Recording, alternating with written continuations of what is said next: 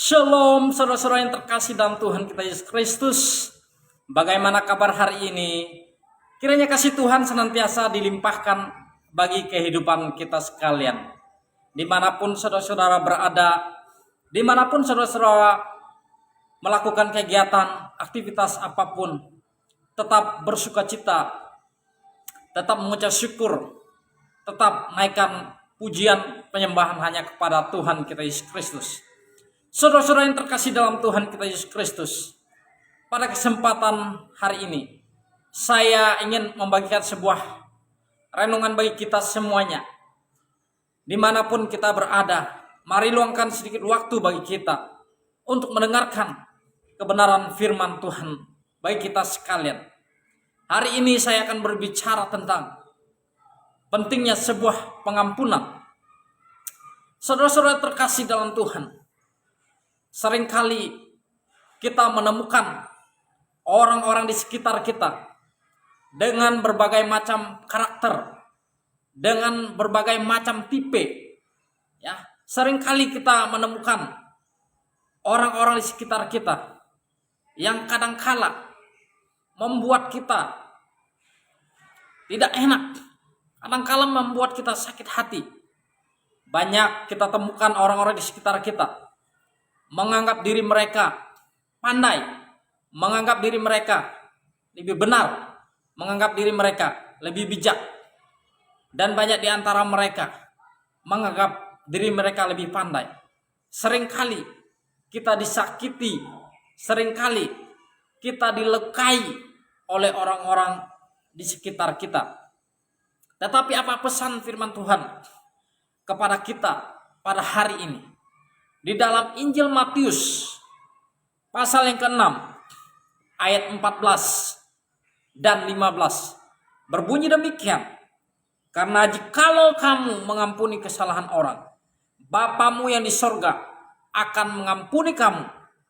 Tetapi jikalau kamu tidak mengampuni orang, Bapamu yang di sorga tidak akan mengampuni kesalahanmu juga. Saudara-saudara yang terkasih di dalam Tuhan, kenapa kita penting mengampuni kesalahan orang lain? Tuhan tidak ingin kita menaruh dendam, kita menaruh sakit hati, kita membalas kejahatan dengan kejahatan terhadap orang yang melukai hati kita, terhadap orang yang menyakiti hati kita. Tuhan tidak menghendaki itu. Pertanyaan bagi kita, apakah gampang mengampuni, memberikan maaf, pengampunan kepada orang yang bersalah kepada kita? Tentunya tidak gampang, saudara-saudara. Apalagi kita disakiti, dihianati, dilukai, dicemooh, ditusuk dari belakang. Tetapi mau tidak mau, kita harus membuka tempat pengampunan, membuka pengampunan bagi orang yang bersalah kepada kita. Siapa yang pernah bersalah kepada kita? Mungkin teman di sekitar kita, keluarga dekat kita, saudara-saudara kita, lingkungan di sekitar kita, barangkali pernah menyakiti hati kita, barangkali pernah melukai hati kita. Tetapi ingat baik-baik saudara-saudaraku yang terkasih, mari berikanlah tempat pengampunan kepada orang yang pernah bersalah, kepada orang yang pernah menyakiti hati kita. Kenapa saudara-saudara? Itulah pesan firman Tuhan. Kita wajib mengampuni orang yang bersalah kepada kita. Supaya apa saudara-saudara? Supaya dosa kita juga diampuni oleh Bapa. Saudara-saudara yang terkasih dalam Tuhan, kita percaya Allah kita, Allah yang maha mengampuni, Bapa kita, Bapa yang maha mengampuni. Tentunya Dia ingin orang-orang yang percaya kepadanya tidak memiliki sikap membalas kejahatan dengan kejahatan.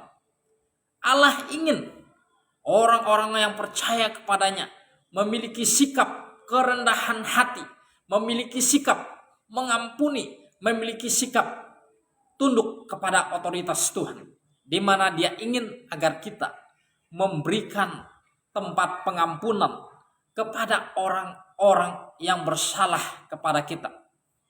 Saudara-saudara yang terkasih dalam Tuhan, pengalaman pribadi saya pernah merasa sakit hati, saya pernah merasa dikhianati pada waktu itu ketika saya bekerja di tempat seseorang, ya, ketika saya sudah memberikan yang terbaik, ketika saya sudah memberikan tenaga, doa, membantu di tempat orang tersebut, itu dalam sebuah pekerjaan perumahan.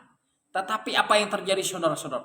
Saya dikhianati, saya dicaci maki, saya dijelek-jelekan dari belakang. Saya merasa sangat-sangat tertusuk, saudara-saudara. Bahkan ditimbul di dalam hati saya pada waktu itu, ketika saya belum mengenal kasih Tuhan, belum mengenal Tuhan yang maha mengampuni. Saya ingin membalas kejahatan dengan kejahatan. Karena apa, saudara-saudara? Saya merasa sudah memberikan yang terbaik, tetapi dibalas dengan perbuatan jahat. Saya diceritakan di belakang dengan hal-hal yang tidak baik. Tentunya itu sangat-sangat melukai hati saya. Dan apa yang terjadi, saudara-saudara? Ketika saya menyimpan sakit hati, ketika saya menyimpan dendam, ketika saya menyimpan sifat iri hati, sikap mau membalas kejahatan dengan kejahatan kepada orang tersebut, yang terjadi, saudara-saudara, hati saya tidak tenang, hati saya gelisah, hati saya tidak bisa berdoa, saya tidak bisa mencari Tuhan dengan benar. Karena apa, saudara-saudara? Ketika saya berdoa, selalu muncul orang tersebut. Ketika saya mau menyembah Tuhan, selalu muncul orang tersebut ingin membalas kejahatan dengan kejahatan. Tetapi saudara-saudara, ketika dalam kondisi seperti itu, saya datang kepada pembimbing rohani saya. Saya nyatakan segala apa yang saya alami. Saya nyatakan segala apa yang terjadi dalam kehidupan saya terhadap pembimbing rohani saya. Dan beliau katakan, kamu tidak boleh menyimpan dendam terhadap siapapun. Kamu tidak boleh menyimpan sakit hati terhadap siapapun. Karena itu akan membuat dirimu tidak tenang, membuat engkau susah. Lepaskanlah pengampunan. Dan tahu, saudara-saudara, ketika saya melepaskan pengampunan terhadap orang yang menyakiti hati saya, terhadap orang yang mengkhianati saya, hati saya tenang. Dosa-dosa saya diampuni oleh Tuhan. Tuhan memberikan pengampunan kepada saya. Demikian juga saudara-saudara, saya percaya di antara saudara semuanya pasti pernah mengalami hal yang sedemikian. Banyak orang mungkin pernah menyakiti hati kita, dan kita ingin membalas kejahatan dengan kejahatan. Tetapi ingat, saudara-saudara, ketika kita membalas kejahatan dengan kejahatan, apa gunanya kita beribadah kepada Tuhan? Apa gunanya kita datang berdoa kepada Tuhan? Tidak ada gunanya. Semuanya akan sia-sia ketika kita tidak memberikan pintu pengampunan kepada orang yang menyakiti hati kita. Seperti pesan firman Tuhan kepada kita pada hari ini di dalam Injil Matius pasal 6 ayat 14 sampai 15. Di sana dikatakan, karena jika kamu mengampuni kesalahan orang lain, Bapamu yang di sorga juga akan mengampuni kesalahanmu. Jadi kuncinya adalah, kalau kita mau diampuni oleh Tuhan, maka ampunilah orang yang bersalah kepada kita. Saudara-saudara yang terkasih, tidak ada hal yang paling penting di dalam kehidupan kita untuk menyelesaikan suatu masalah, baik di dalam keluarga, di dalam rumah tangga, di dalam masyarakat, di dalam lingkungan sekitar kita, kecuali dengan memberikan maaf, memberikan pengampunan kepada orang yang bersalah kepada Tuhan, kepada kita. Karena itulah yang dikehendaki oleh Tuhan. Dan yang kedua, ketika kita tidak mengampuni orang yang bersalah kepada kita, jangan berharap, jangan bermimpi, jangan pernah berkata Tuhan akan mengampuni. Tidak akan pernah. Ketika kita tidak mengampuni kesalahan orang lain yang bersalah kepada kita, Tuhan pun tidak akan pernah mengampuni kesalahan kita. Saudara-saudara yang terkasih di dalam Tuhan, semoga kehidupan kita terus diperbaharui. Semoga hati kita terus diubah oleh Tuhan. Semoga kita terus menjadi pribadi yang rendah hati, yang berkenan kepada Tuhan. Jangan kita angkuh, jangan kita sombong, jangan kita merasa diri kita sudah hebat, tidak perlu mengampuni dosa orang.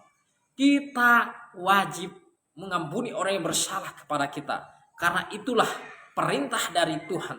Ampunilah orang yang bersalah kepada kita.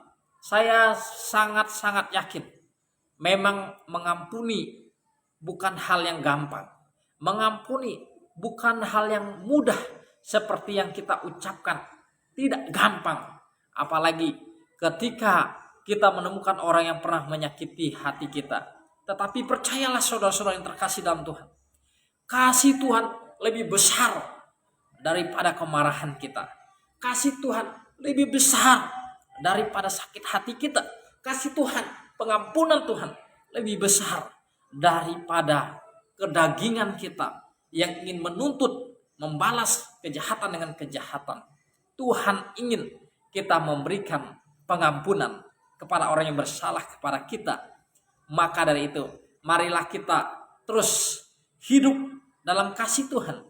Ketika kita mengasihi Tuhan dengan segenap hati kita, maka kita juga akan mengasihi sesama manusia seperti kita mengasihi diri kita sendiri. Mari kita terus hidup di dalam Tuhan, berkenan di hadapan Tuhan. Kita berdoa. Bapa di surga, kami bersyukur kepadamu ya Tuhan.